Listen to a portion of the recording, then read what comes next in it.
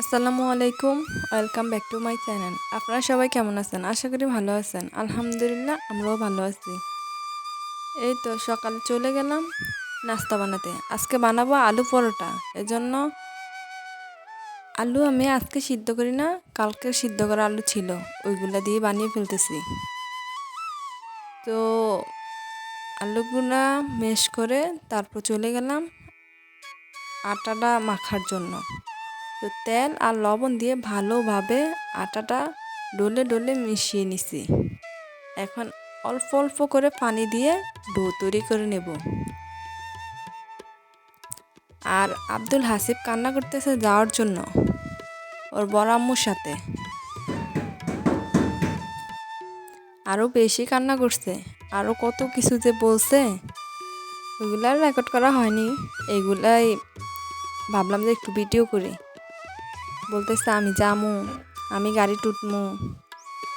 এই তো আমার মোটামুটি ডোটা একটু হয়েছে, তার একটু পানি দিলাম। এখন ডোটা কমপ্লিট। এখন আমি একটু তেল দিয়ে দিতেছি।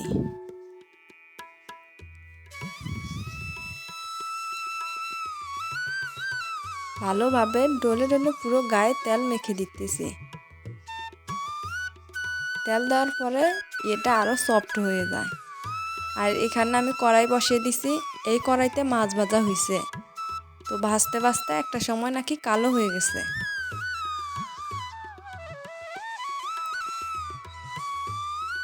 এই তো এখন আমি পেঁয়াজগুলো দিয়ে দিলাম, সাথে কুচি করা মরিচ ছিল। এখন আমি এগুলা ভালোভাবে ভেজে নেব।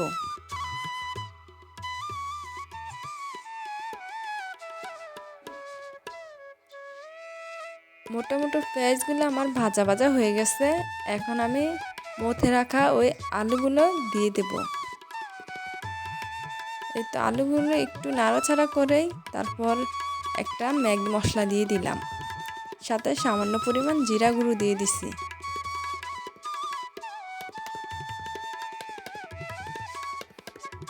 সকাল সকাল তো আর কারেন্ট ছিল না, এজন্য হয়তো অন্যরকম আসতেছে। আমি যে ঢাকা দিয়ে রেখে দিয়েছিলাম ওই ডোটা এখন দেখেন কি সফট হয়েছে। এখন আমি পরোটা বানাতে চলে আসলাম। বেশি বানাবো না, 3টে বানাবো। 2টা আব্দুল হাসিবের আব্বুর জন্য আর একটা আমার জন্য। আর তেমন কেউ খায় না, কারণ গ্যাসের সমস্যা তো, তাই।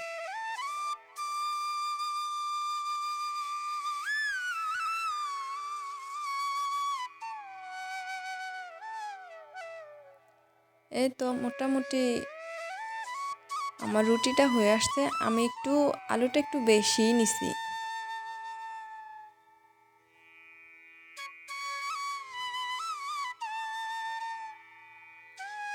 আমার আজকের আলু পরোটা কেমন জানি হয়েছে।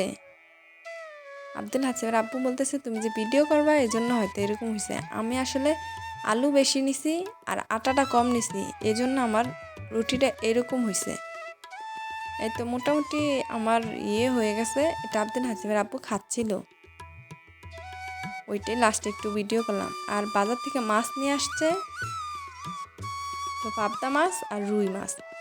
রুই মাছটা মেবি ময়লা লেগে আছে, অটো দিয়ে আসার সময় নাকি পড়ে গেছে, পড়াতে ওটার গায়ে ময়লা লেগে আছে। এই তো মাছ কাটলাম, কাটার পরে রান্না করতে চলে গেলাম।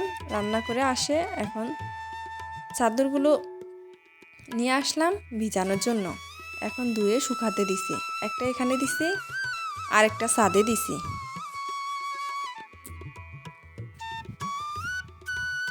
এই তো আমার মোটামুটি কিন্তু চাদর শুকায় গেছে। এখন আমি চাদরটা নিতে আসছি।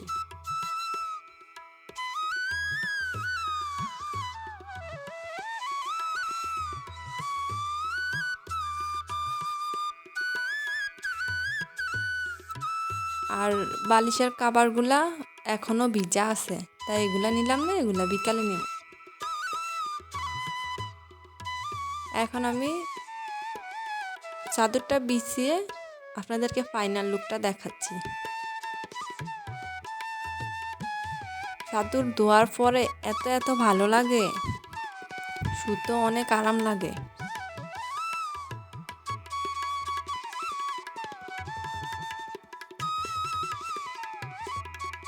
এই তো এখন আমি ঘরটা ঝাড়ু দিয়ে নিব। আব্দুল হাসিব জুস খাইছে, এটা এখানেই ফেলে রাখছে। মাঝে মাঝে আবার কিছু খাইলে ঝুড়িতে নিয়ে ফেলে।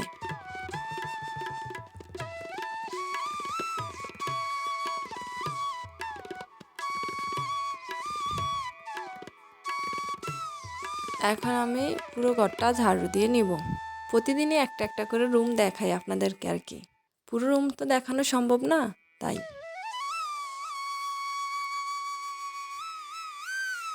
রুম ঝাড়ু দেওয়া শেষ। এখন আব্দুল হাসিবের আব্বু আসছে, ও চাচু আসছে, আর কাঁঠাল পায়রা নিয়ে আসছে। 4টা পারছে কাঁঠাল।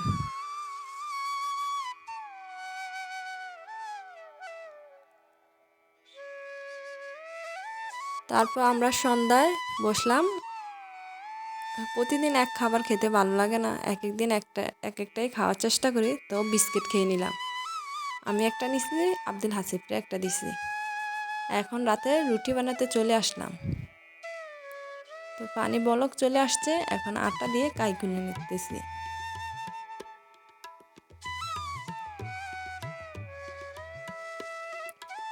মোটামুটি প্রতিদিনই আব্দুল হাসিব আমার সাথে রুটি বানাতে বসে।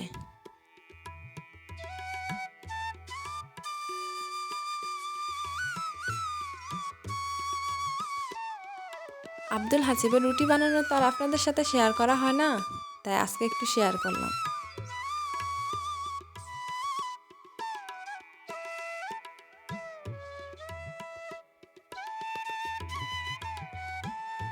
ওরে যদি একটু আটা দেয়, ও যদি রুটি বানায়, তাহলে আমারও কোনো তেমন ডিস্টার্ব করে না, আমিও ভালো মতো কাজ করতে পারি আর কি।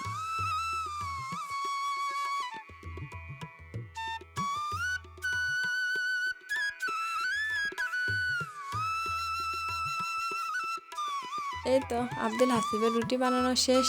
এখন আমি আটা মথে করে নেব। এই তো আমি লিচি কেটে গোল করে নিচ্ছি। আজকে আর বানানো দেখাবো না। এখন আমি আমি টোটাল 10টা রুটি বানাইছি। এখন বানানো শেষ, ফ্রিজেও রেখে দিছি। এখন আমি রুটিগুলো তাও দিয়ে নিতেছি।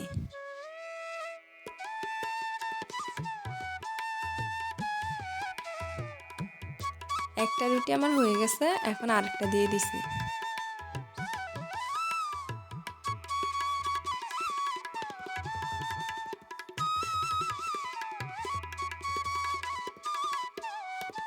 এই তো এই রুটিটাও মোটামুটি হয়ে আসছে, মাশাল্লাহ অনেক ফুলছে। জানি না এমনিতে কেমন দেখা যায়, কিন্তু ফুলছে অনেক। তারপর রাতে আমার শ্বশুর জাম নিয়ে আসছে। ওনার আবার জাম খুবই পছন্দ, এজন্য জাম শেষ হইলে নিয়ে আসে। আর আব্দুল হাসিবের আব্বু লিচু নিয়ে আসছে। লিচুগুলা অনেক মিষ্টি ছিল।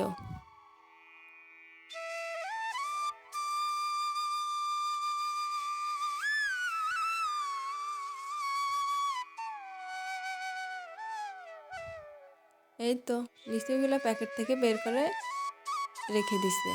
আর আব্দুল হাসিবেরও লিচু অনেক পছন্দ। ভিডিওটা এখানে শেষ করতেছি। আল্লাহ হাফেজ। আপনারা সবাই ভালো থাকবেন, সুস্থ থাকবেন। আসসালামু আলাইকুম।